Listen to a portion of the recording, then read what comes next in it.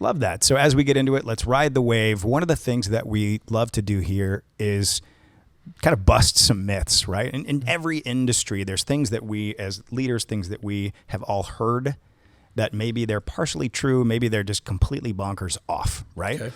So in the internet world, no difference, right? One of the ones that we talked a little bit about is oftentimes people will say, hey, internet is internet. Yeah, that's the misconception is, one, internet is magic. It just doesn't exist in the air.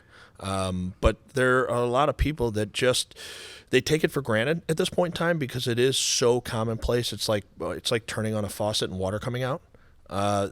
They just assume, hey, if I have internet, I'm good. And it's a commodity at this point in time. And they determine I have internet, so my business will work on the internet. And depending on what your business is and what those needs are, that's not always the case. Okay. And so if you're a small mom and pop shop and you're 2-3 people and you got maybe a point of sale system and maybe you're going to have some Wi-Fi for yourself to be able to search, the local news or whatever, sure, no problem. Internet is internet. If you're a company in any size, 2-3 employees up to 10,000, and you need to be connected, you need to be on the internet for your business to function at peak efficiency, internet is not always internet. Can you give me an example of a time where somebody says, hey, I'm paying for pretty good internet, but come to find out they weren't getting what they needed? So I had Tom, who owned a architecture firm, small shop, did a lot of really good work. They had 4 architects and a receptionist, basically, and that's 5 employees. 5 employees shouldn't need any sort of very special internet.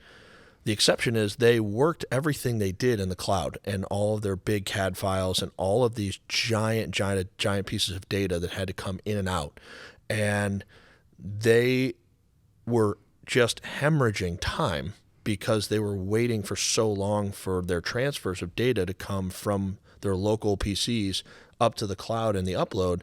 It just wasn't working for what they needed to do. And when he and I got together and we ended up basically deciding that going to a dedicated fiber pipe was the move for him, it changed his world. Yes, he ended up spending 4x what he was spending on his internet before, but his efficiency of his people and the amount of labor that he was getting was just drastically different. And the overall cost savings and profit for him by just making that simple switch was huge for his company.